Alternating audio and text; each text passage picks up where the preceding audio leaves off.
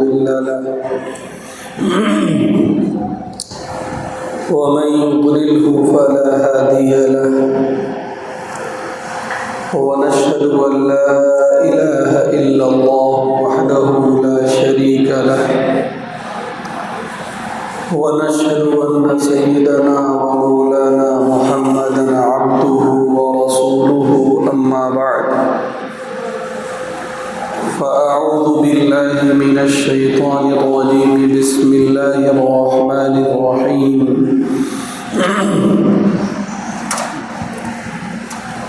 يا أيها الذين آمنوا لا تأكلوا أموالكم بينكم بالباطل إلا أن تكون تجارة عن تراض منكم ولا تقتلوا أنفسكم إن الله كان بكم رحيما وقال يا أيها الذين آمنوا إذا نودي للصلاة من يوم الجمعة فاسعوا إلى ذكر الله وذروا البيع ذلكم خير لكم إن كنتم تعلمون فإذا قضيت الصلاة فانتشروا في الأرض وابتغوا من فضل الله واذكروا الله كثيرا لعلكم تفلحون وقال تعالى ويل لكل همزة لمزة الذي جمع مالا وعدده يحسب أن ماله أخلده كلا لينبذن في الحطمة وما أدراك ما الحطمة نار الله الموقدة التي تطلع على الأفئدة إنها عليهم مؤصدة في عمد ممددة صدق الله العظيم وقال النبي صلى الله عليه وسلم اليد العليا خير من اليد السفلى أو كما قال صلى الله عليه وسلم قابل صد احترام میرے بزرگوں، بھائیوں، عزیزوں اور دوستوں،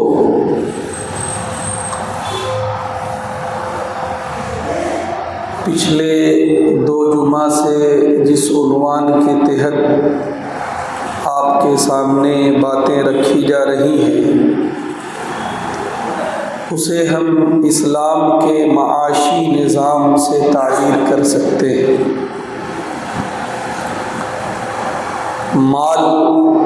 سے متعلق اسلام کے کیا احکامات ہیں، اللہ اور اس کے رسول کی اس سلسلے میں کیا چاہت ہے،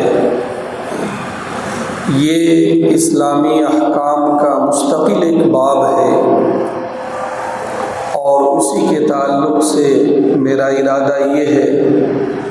کہ موٹی موٹی باتیں آپ کے سامنے مرحلہ وار عرض کر دی جائیں۔ ابھی تک جو بات آپ کے سامنے عرض کی گئی ہے اس کا خلاصہ یہ ہے کہ اس دنیا میں اللہ کی بے شمار نعمتوں سے ہم فائدہ اٹھاتے ہیں، اور اللہ کی وہ نعمتیں ان گنت ہیں۔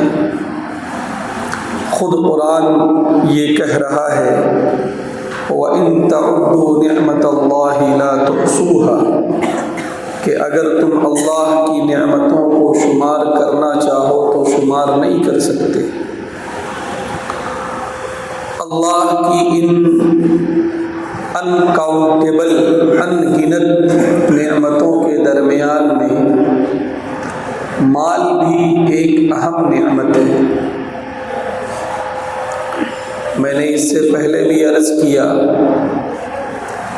کہ قرآن پاک میں بہت سی جگہوں پر خیر کا لفظ استعمال کیا گیا اور مختلف معانی میں استعمال کیا گیا۔ کبھی وہ نیکی کے کام کے لیے استعمال کیا گیا، کبھی وہ بھلائی کے راستے کے لیے استعمال کیا گیا، اور بھی مختلف معنی میں اس کو استعمال کیا گیا۔ انہی معنوں میں سے ایک معنی مال بھی ہے کہ قرآن پاک میں کئی جگہوں پر خیر کا لفظ استعمال ہوا، اور علماء اور محدثین کا اس بات پر اتفاق ہے کہ یہاں پہ یہ لفظ مال کے لیے استعمال ہوا ہے۔ بہرحال مال اللہ کی طرف سے ملنے والی ایک عظیم الشان نعمت ہے، اللہ کی ایک عطا ہے، اللہ کی طرف سے ایک انعام ہے۔ اور نعمتوں کے سلسلے میں ہم سے مطالبہ جو ہے وہ یہ ہے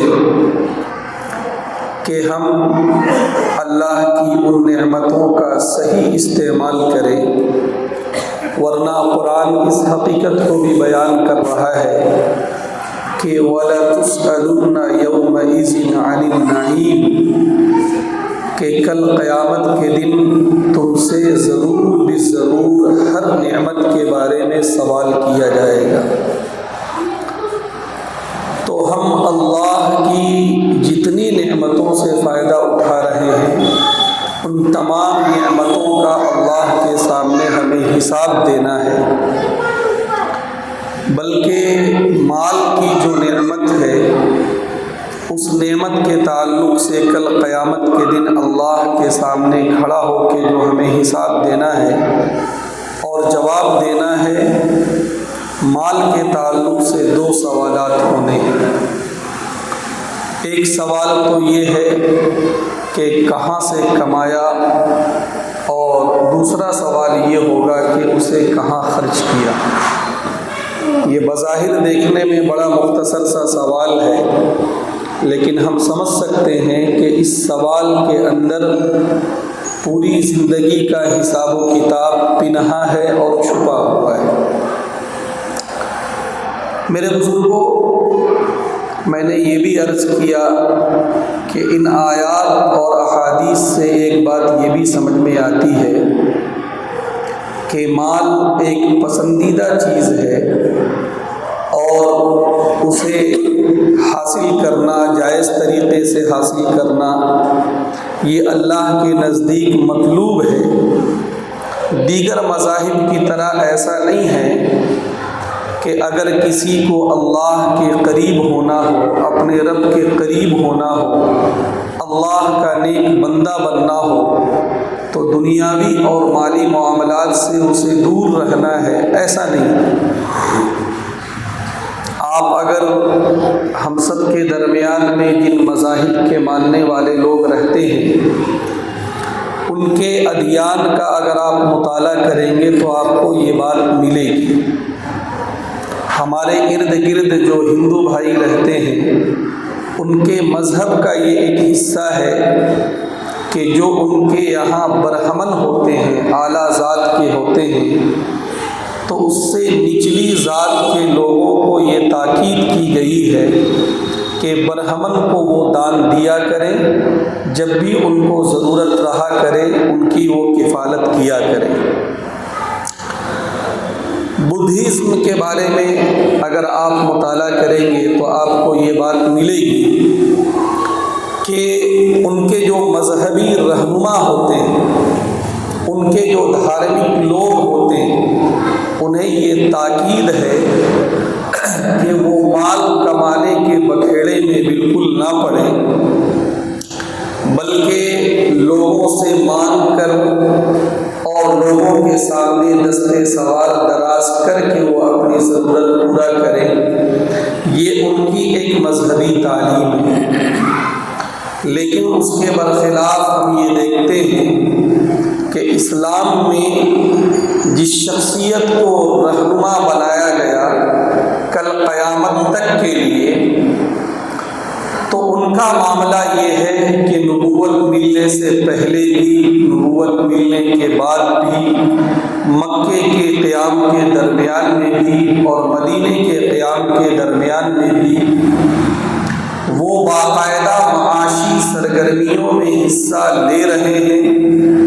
آمدنی کے ذرائع کو اختیار کر رہے ہیں، کسب معاش کے جو اصول ہے اسے اپنا رہے ہیں، تجارت وہ کر رہے ہیں، زراعت میں وہ حصہ لے رہے ہیں اور ضرورت پڑنے پر وہ مزدوری بھی کر رہے ہیں۔ یہ ہماری مذہبی تعلیم کا ایک اہم حصہ ہے۔ گویا کہ اس میں یہ تعلیم دے دی گئی کہ کوئی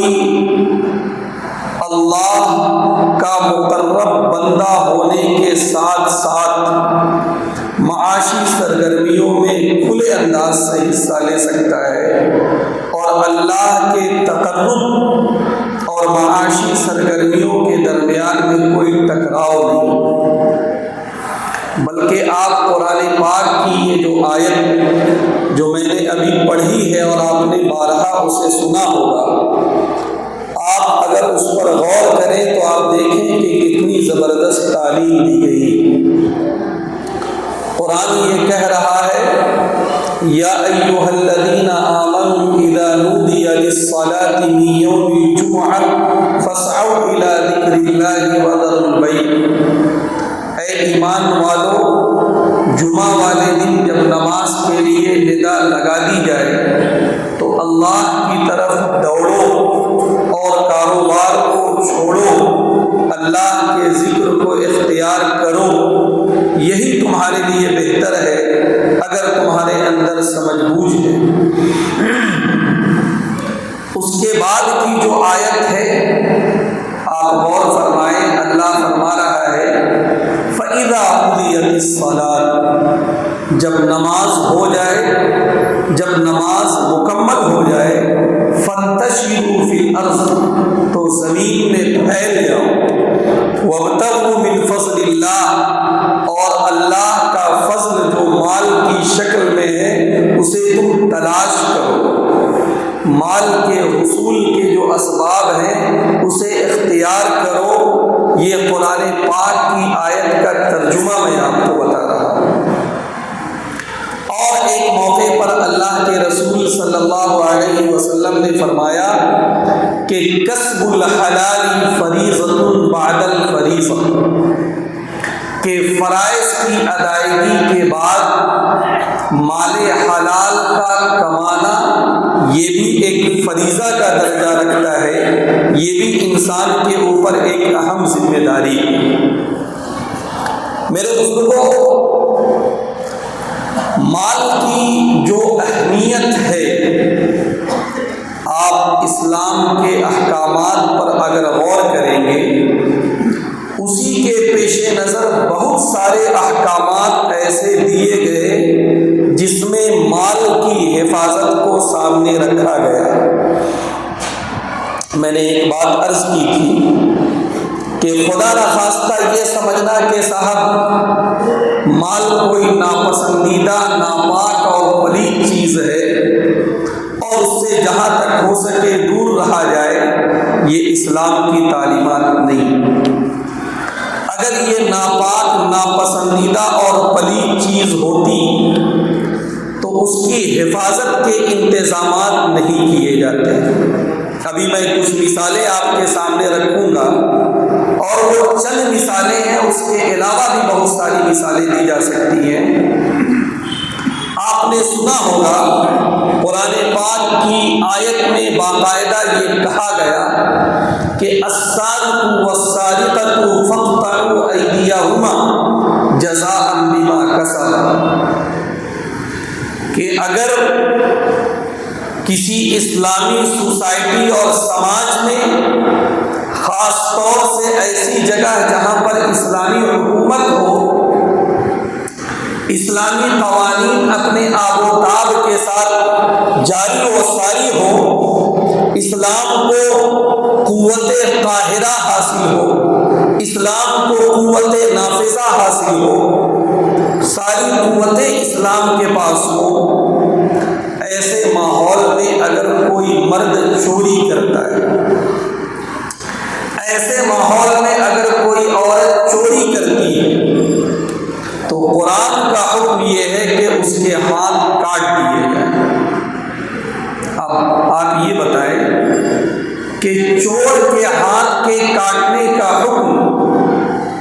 کسی چورنی کے ہاتھ کے کاٹنے کا جو حکم دیا گیا، کیوں دیا گیا؟ اس وجہ سے کہ ایک انسان نے بڑی محنت سے مال کمایا اور بڑی چالاکی کے ساتھ معاشرے میں پائے جانے والے چور اور چورنیاں اسے حاصل کر لیتے ہیں، گویا کہ یہ حکم لگا کر مال کی حفاظت کا انتظام کیا گیا کہ کسی بھی مسلم سماج اور سوسائٹی میں محنت سے کمایا ہوا جو مال ہے وہ یوں ہی نہیں چھوڑا جائے گا، بلکہ اس کی حفاظت کا پورا انتظام کیا جائے گا، اور اگر کوئی غلط طریقے سے اسے حاصل کرنے کی کوشش کرے گا تو اسے سزا بھی دی جائے گی۔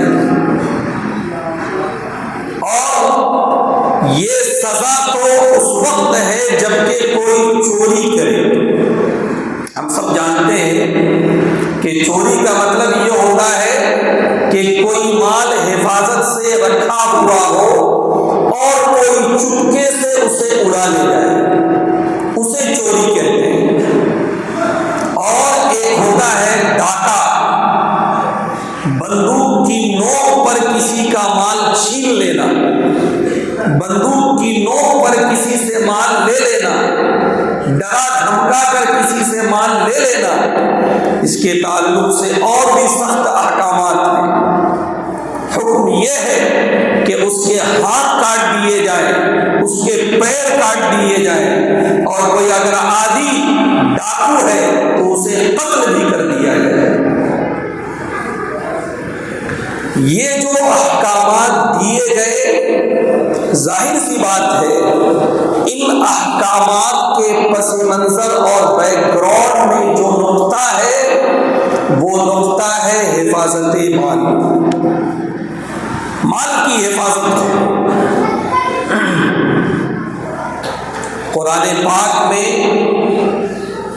19ویں پارے میں ایک موقع پر اللہ کے نیک بندوں کی صفات کا ذکر کیا گیا۔ وَعِبَادُ الرَّحْمَنِ الَّذِينَ يَمْشُونَ عَلَى الْأَرْضِ هَوْنًا، گویا کہ پورا ایک رکوع اور کئی آیتیں اللہ کے نیک بندوں کی صفات کو بتا رہی ہیں۔ انہی صفات میں سے ایک صفت یہ بھی ہے کہ وَالَّذِينَ إِذَا أَنفَقُوا لَمْ يُسْرِفُوا وَلَمْ يَقْتُرُوا وَكَانَ بَيْنَ ذَلِكَ قَوَامًا، کہ اللہ کے جو نیک بندے ہوتے ہیں جب وہ خرچ کرتے ہیں تو وہ اسراف نہیں کرتے۔ میں نے عرض کیا تھا اس سے پہلے بھی کہ کسی بھی جائز جگہ پر ضرورت سے زیادہ خرچ کرنے کو اسراف کہتے ہیں۔ یہ میں جائز جگہ کی بات کر رہا ہوں۔ کسی بھی جائز جگہ پر ضرورت سے زیادہ خرچ کرنے کو اسراف کہتے ہیں۔ ہماری شریعت میں اسراف کو ہی ناپسند کیا گیا۔ اب یہ جو اسراف کو ناپسند کیا گیا، اس کے پیچھے بھی جو لاجک ہے وہ کیا ہے کہ اگر اللہ نے تمہیں مال دیا ہے اور ٹھیک ہے تم ان جگہوں پر خرچ کر رہے ہو جہاں پر خرچ کرنا جائز ہے، لیکن وہاں پر بھی لمٹ سے زیادہ خرچ کرنا یہ پسندیدہ نہیں ہے، یہ مال کو ضائع کرنا ہے، اور مال کو ضائع کرنا یہ اللہ کو پسند نہیں ہے۔ تو میرے بزرگوں، جو اسراف سے منع کیا گیا اس کے پیچھے بھی جو لاجک ہے اور اس کے پیچھے بھی جو شرعی حکمت ہے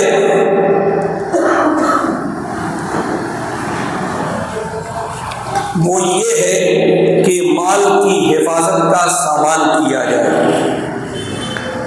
قرآن پاک میں ایک دوسری جگہ ہم غور کرتے ہیں، سورہ نساء جو چوتھے پارے میں ہے، اس کی آیت نمبر 5 اور 6 اس کے ترجمے کو آپ پڑھیں۔ وہاں پر اللہ تعالیٰ کا ارشاد ہے، وَلَا تُؤْتُوا السُّفَهَاءَ أَمْوَالَكُمُ الَّتِي جَعَلَ اللَّهُ لَكُمْ قِيَامًا، کہ دیکھو جن کے اندر ابھی بہت زیادہ سمجھداری نہیں آئی، جو ابھی چھوٹے بچے ہیں یا بڑے ہو گئے لیکن ان کے اندر میچورٹی ابھی نہیں آئی ہے، اس کے اندر معاملات کے کرنے کا سلیقہ اگر نہیں آیا ہے، معاملات کے معاملے میں اگر ان کے اندر پختگی نہیں پائی جاتی ہے، تم ان کے حوالے اپنا مال مت کرو۔ وَلَا تُؤْتُوا السُّفَهَاءَ أَمْوَالَكُمْ، تم اپنے مال ایسے نادان لوگوں کے حوالے مت کرو، ورنہ وہ 10 کی چیز 100 میں خرید لائیں گے، وہ 100 کی چیز 1000 میں خرید لائیں گے، تمہارا مال وہ ضائع کر دیں گے۔ اور تمہارا جو مال ہے وہ مال کیا ہے؟ قرآن کی آیت کہہ رہی ہے، الذی جعل اللہ لکم قیاما، یہ مال وہ ہے جس پر اللہ نے زندگی کے مدار کو رکھا ہے، زندگی کی سرگرمیاں قائم ہیں اسی مال کی بنیاد پر۔ اور اس کے بعد آگے یہ فرمایا کہ وَارْزُقُوهُمْ فِيهَا وَاكْسُوهُمْ وَقُولُوا لَهُمْ قَوْلًا مَعْرُوفًا، کہ تمہارے درمیان میں جو اس طرح کے نادان لوگ ہیں، ٹھیک ہے انہیں کاروبار میں تم مت لگاؤ، لیکن ان کی ضرورت بھر کا مال ان کے حوالے کرو، ان کو کھلاؤ، ان کو پہناؤ، ان کے ساتھ اچھے معاملات کرو۔ اس کے بعد کی جو آیت ہے آپ اس میں غور فرمائیں، اس میں مخاطب کیا جا رہا ہے ان لوگوں کو جو کسی یتیم یا غریب کے مال کے امانت دار، ان کے کسٹڈین ہیں۔ کسی یتیم کا مال کسی کے حوالے کیا گیا کہ یہ چھوٹا بچہ ہے، یہ چھوٹی بچی ہے، ابھی ان کے اندر سلیقہ نہیں ہے، ان کے بڑے ہونے تک، ان کے بالغ ہونے تک اور میچورٹی کی عمر تک پہنچنے تک فلاں آدمی ان کے مال کا ذمہ دار ہے۔ ان ذمہ داروں کو مخاطب کر کے یہ کہا جا رہا ہے، وَابْتَلُوا الْيَتَامَىٰ حَتَّىٰ إِذَا بَلَغُوا النِّكَاحَ، کہ دیکھو یہ جو یتیم لوگ ہیں جن کے مال کے تم ذمہ دار ہو، امانت دار ہو، تم انہیں پرکھتے رہا کرو، تم انہیں جانچتے رہا کرو، تم چھوٹے موٹے کاروبار ان سے کرایا کرو تاکہ ان کے اندر سلیقہ پیدا ہو۔ حتیٰ اذا بلغوا النکاح، یہاں تک کہ وہ بلوغ کی عمر کو پہنچ جائے۔ اس کے بعد فَإِنْ آنَسْتُم مِّنْهُمْ رُشْدًا فَادْفَعُوا إِلَيْهِمْ أَمْوَالَهُمْ، جب تم ان کے اندر سمجھداری دیکھو تب مال ان کے حوالے کرو۔ جب وہ اپنی عمر کے اس مرحلے میں پہنچ جائیں جس مرحلے میں ان کے اندر سمجھداری پیدا ہو گئی، جس مرحلے میں ان کے اندر ایک طرح کی میچورٹی پیدا ہو گئی، اس کے بعد مال ان کے حوالے کیا جائے۔ اس لیے کہ اگر اس سے پہلے مال اگر ان کے حوالے کیا گیا تو وہ مال کو ضائع کر دیں گے، برباد کر دیں گے۔ اب میرے بزرگوں یہ بتائیں کہ چوری کرنے پر ہاتھ کاٹا جانا، ڈاکہ ڈالنے پر باقاعدہ سزا دیا جانا، جو نادان لوگ ہیں ان کو مال دینے سے منع کیا جانا اور یتیموں کے مال کے جو ذمہ دار ہیں ان کو یہ حکم دیا جانا کہ جب تک ان کے اندر سمجھداری پیدا نہ ہو جائے تب تک مال ان کے حوالے نہ کیا جائے۔ اور بھی اس کے علاوہ بے شمار احکامات ہیں جس کے پس منظر میں یہ بات ہے کہ مال جو کہ اللہ کی طرف سے ایک نعمت ہے اس کی حفاظت کا بھی انتظام کیا گیا ہے۔ اس لیے میرے بزرگوں، ایک غلط فہمی جو کہ ہمارے اندر پائی جاتی ہے بسا اوقات، خدا نہ خواستہ ہم یہ سمجھتے ہیں کہ فقر و فاقہ کوئی بہت اچھی چیز ہے، فقر و فاقہ جب تک انسان اختیار نہ کرے وہ اللہ کے قریب نہیں ہو سکتا ہے، وہ اللہ کا مقرب نہیں بن سکتا ہے۔ یہ بہت بڑی غلط فہمی۔ فقر و فاقہ کبھی اللہ سے مانگا نہ جائے، میری بات ذہن میں رکھیے۔ فقر و فاقہ اللہ سے مانگنے کی چیز نہیں ہے، بلکہ اللہ کے رسول کی دعاؤں پر اگر ہم غور کریں گے تو اللہ کے رسول نے فقر و فاقہ سے پناہ مانگی۔ اللہم انی اعوذ بک من الفقر، اللہم انی اعوذ بک من الفقر المنسیہ والغنى المتغیہ۔ اللہ کے رسول نے رزق حلال مانگا، اللہ کے رسول نے اتنا رزق مانگا جو کہ ضرورت کے لیے کافی ہو جائے۔ اللہم انی اسألک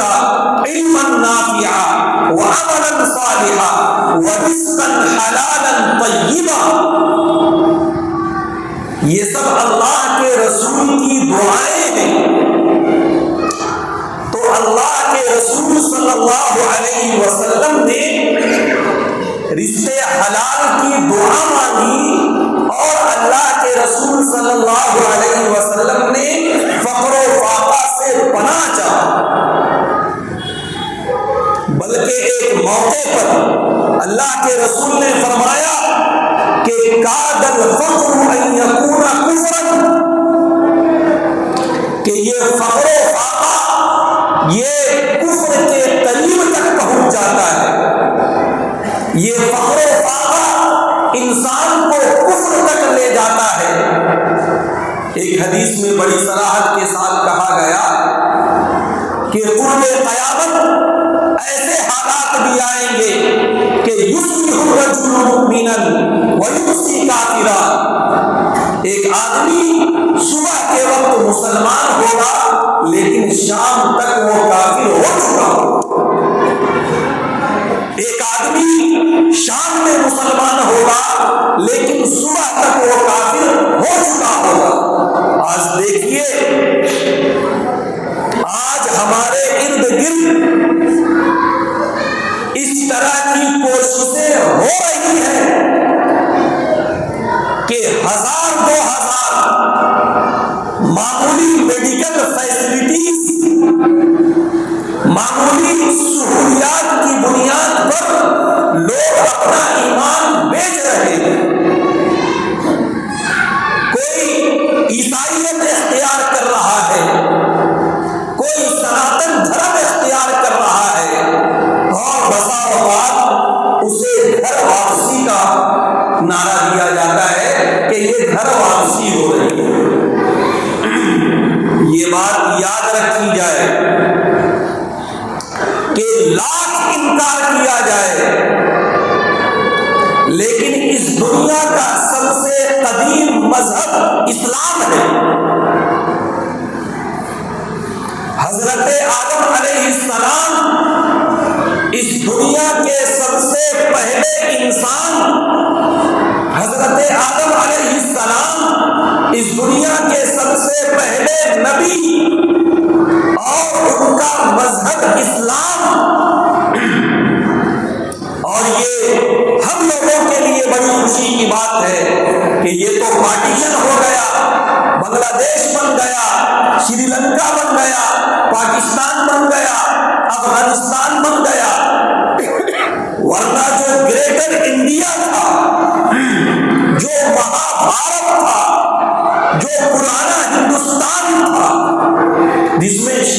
بھی تھا، جس میں پاکستان بھی تھا، جس میں افغانستان بھی تھا، جس میں ہندوستان تھا، تبت، بھوٹان، یہ سارے علاقے شامل تھے۔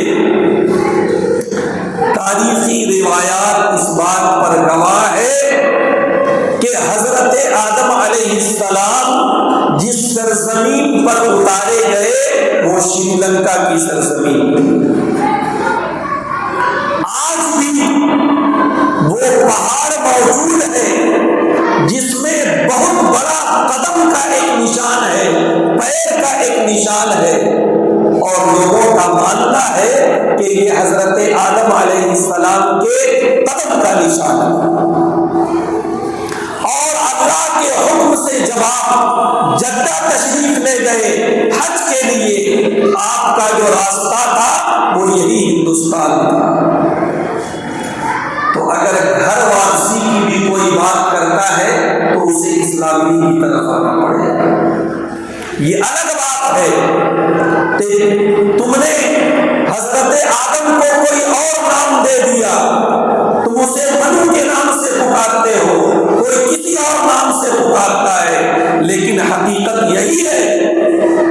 کہ اس دنیا کا سب سے قدیم مذہب وہ اسلام۔ خیر، تو میں یہ عرض کر رہا تھا کہ مال کی قلت یہ ایسا عظیم فتنہ ہے کہ اس کی بنیاد پر بسا اوقات ایک انسان، ایک گھرانہ وہ اپنا دین اور اسلام چھوڑ دیتا ہے۔ اس لیے ایک بات بہت اچھی طرح ذہن میں رکھی جائے کہ نکما بیٹھے رہنا، میں اپنے نوجوانوں کو خصوصی طور پر مخاطب کرنا چاہتا ہوں کہ 24 گھنٹے کا وقت یوں ہی ضائع کر دینا، موبائل میں، فیس بک میں، واٹس ایپ میں، یوٹیوب میں، انسٹاگرام میں اور نہ معلوم کتنے طرح کے گیمز اب آ رہے ہیں، نکما بیٹھے رہنا، کام سے جی چرانا، کام سے بھاگنا، محنت سے بھاگنا، مجاہدے سے بھاگنا، یہ دنیا کے نزدیک بھی ناپسندیدہ چیز ہے اور اللہ اور اس کے رسول کے یہاں بھی یہ ناپسندیدہ چیز ہے۔ کتنے ماں باپ ہیں وہ آ کر کہتے ہیں دعا کیجیے، بچہ ہاتھ سے نکلا جا رہا ہے، کوئی کام نہیں ہے، 24 گھنٹے، رات کے 3 بجے 4 بجے سو رہا ہے، دن کے 12-1 بجے اٹھ رہا ہے، کھا رہا ہے، پی رہا ہے، پھر کہاں آئے گئے پتہ نہیں میرے نوجوان۔ اللہ نے جوانی کا جو مرحلہ ہمیں دیا ہے یہ بہت قیمتی مرحلہ ہے۔ خدا نخواستہ یہ اس لیے نہیں ہے کہ گٹکا کھایا جائے، سگریٹ پیا جائے، نشہ چیزیں استعمال کی جائیں اور اپنے جسم کو برباد کر لیا جائے، نہیں، یہ نشہ آور چیزیں یہ آخرت کے اعتبار سے بھی نقصان دہ ہے۔ اللہ کے رسول نے فرمایا تھا کہ شراب ہر برائی کی جڑ ہے، اور یہ دنیا کے اعتبار سے بھی ناپسندیدہ چیز ہے۔ تمہاری خواہش ہوتی ہے تمہیں خوبصورت بیوی ملے، تمہیں پڑھی لکھی بیوی ملے، تمہیں اچھا خاندان ملے، اگر یہ سب بھی چاہیے تو اپنے آپ کو ان خرافات سے دور رکھنا پڑے گا، اس لیے کہ آج کے زمانے میں ہو سکتا ہے انجانے میں کچھ ہو جائے، لیکن کوئی بھی باپ اپنی بیٹی کو کسی نشیڑی کے حوالے نہیں کر سکتا، کسی جواری کے حوالے نہیں کر سکتا، کسی شراب کے عادی شخص کے حوالے نہیں کر سکتا۔ ہاں، یہ الگ بات ہے کہ چھپا کے کسی طرح ادھر ادھر کر کے طے کر دیا گیا اور سر میں مر دیا گیا اور پھر ایک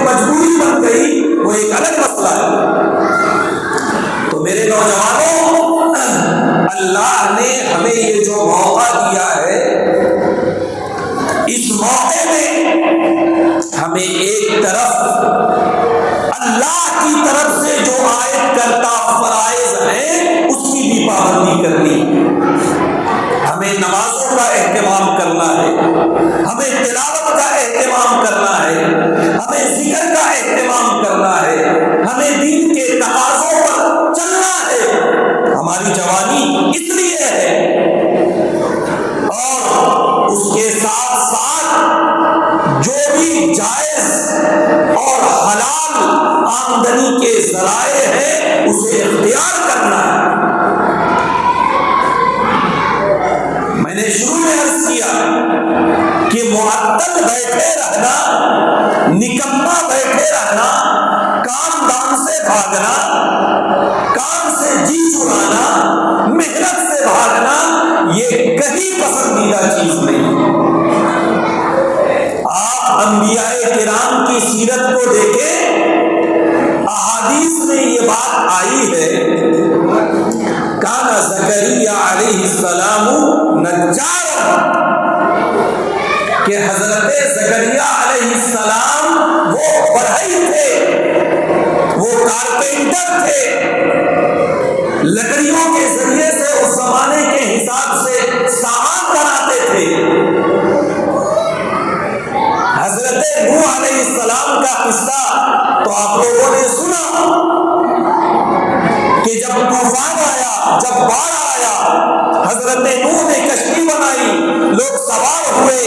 اور اس کے بعد صاحب بچ گئے۔ لیکن اس میں یہ پہلو بھی غور کرنے کی ضرورت ہے کہ حضرت نوح علیہ السلام کے ہاتھ میں وہ ٹیکنک تھی کہ انہوں نے اتنا بڑا جہاز بنایا کہ جس میں تقریباً 100 لوگ سوار ہوئے اور ہر جانور کے جوڑے سوار ہوئے، گویا کہ ایک کمپنی کا کام تنے تنہا حضرت نوح علیہ السلام نے کیا۔ یہ سب غور کرنے کی چیزیں ہیں۔ حضرت داؤد علیہ السلام، قرآن کی آیت کہہ رہی ہے وَلَقَدْ آتَيْنَا دَاوُودَ مِنَّا فَضْلًا، کہ ہم نے حضرت داؤد کے اوپر اپنا فضل فرمایا۔ اور اس کے بعد کیا ہوا؟ حضرت داؤد جب اللہ کے کلام کی تلاوت کرتے تھے تو اللہ نے اس زمانے میں پرندوں کو، اور جس جگہ وہ تلاوت کرتے تھے وہاں پر کے پہاڑوں کو مسخر کر دیا تھا۔ جب وہ لہن داؤدی میں کلام اللہ کی تلاوت کرتے، پرندے رک جاتے اور یوں لگتا جیسے پہاڑ بھی جھوم رہا۔ یا جبالو اوبی معہ والطیر، تو ایک طرف تو یہ کیفیت ہے، لیکن دوسری طرف یہ ہے اللہ فرما رہے ہیں وَأَلَنَّا لَهُ الْحَدِيدَ، ہم نے لوہے کو ان کے لیے نرم کر دیا تھا، موم بنا دیا تھا۔ اور اس کے بعد یہ حکم دیا تھا أَنِ اعْمَلْ سَابِغَاتٍ، کہ داؤد بڑی بڑی زرہیں بناؤ، وَقَدِّرْ فِي السَّرْدِ، اور بڑے اندازے سے اس میں جوڑ رکھو اور اس میں مضبوطی پیدا کرو، یعنی ایک بہترین اور مضبوط زرہ بناؤ۔ پرانے زمانے میں جب تلوار وغیرہ سے جنگ ہوتی تھی تو لوہے کا ایک گویا کہ کپڑا بنایا جاتا تھا اور اسے اوپر سے ڈال دیا جاتا تھا، اسے ہی زرہ کہا جاتا ہے۔ جی، تو حضرت داؤد علیہ السلام زرہ بناتے تھے اپنے ہاتھوں سے اور اسے فروخت کرتے تھے، اور وہ ان کا ذریعہ آمدنی تھا۔ حضور پاک صلی اللہ علیہ وسلم مکے میں تجارت فرما رہے ہیں، بکریاں چرا رہے ہیں اور دیگر کام کر رہے ہیں۔ مدینے میں بھی آپ کے ذرائع معاش تھے دیگر ذمہ داریوں کے علاوہ۔ تو میرے عزیزوں، میرے بزرگوں، معطل بیٹھے رہنا اور کسی پر بوجھ بنے رہنا، ایک عمر میں پہنچانے کے بعد باپ پر بوجھ بنے رہنا، بھائی پر بوجھ بنے رہنا، اب ایک مسئلہ ہے، اگر وہ میں بیان کر دوں تو سارے خرچے تم لوگوں کے کم ہو جائیں گے۔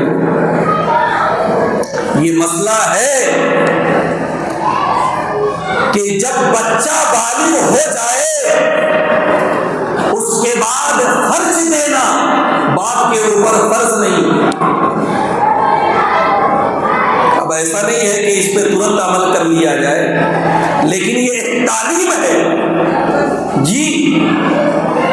اب تم بڑے ہو گئے ہو، اللہ نے تمہارے ہاتھ پیر میں طاقت و قوت دی ہے، جس طرح تمہارے ابا اب اسٹینڈ ہے تمہیں بھی اسٹینڈ ہونے کی کوشش کرنا چاہیے۔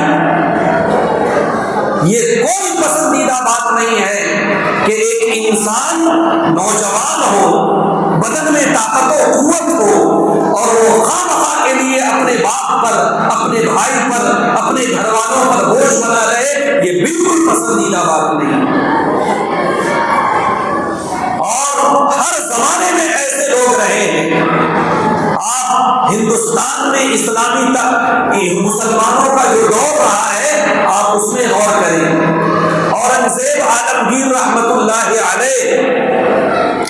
55 سال انہوں نے حکومت کی ہندوستان میں، حکومت کی جو ذمہ داریاں تھیں وہ الگ، لیکن اپنے گھر کے خرچے کے لیے وہ ٹوپی سیا کرتے تھے، قرآن پاک کی کتابت کیا کرتے تھے، اور اس سے جو آمدنی ہوتی تھی اس سے ان کے گھر کا خرچ چلتا تھا۔ جی تو میرے بزرگوں، قرآن کی، حدیث کی اور ہمارے دین کی تعلیم یہ ہے، جیسا کہ اللہ کے رسول نے فرمایا کہ کسب الحلال فریضۃ بعد الفریضہ، کہ فرائض کے ادا کرنے کے بعد یہ بھی فرض ہے کہ انسان حلال مال کمانے کی کوشش کرے۔ جی فقر و فاقہ کوئی پسندیدہ چیز نہیں ہے، حلال طریقے سے دائرے میں رہتے ہوئے کمایا جائے، خوب کمایا جائے اور اسے اللہ کے راستے میں خرچ کیا جائے، دین کے تقاضوں پر خرچ کیا جائے، یتیموں پر خرچ کیا جائے، بیواؤں پر خرچ کیا جائے، غریبوں پر خرچ کیا جائے، یہ ایک پسندیدہ عمل ہے۔ اللہ سے دعا کریں کہ اللہ ہم سب کو دین کی صحیح سمجھ عطا فرمائے۔ آمین۔ وآخر دعوانا ان الحمد للہ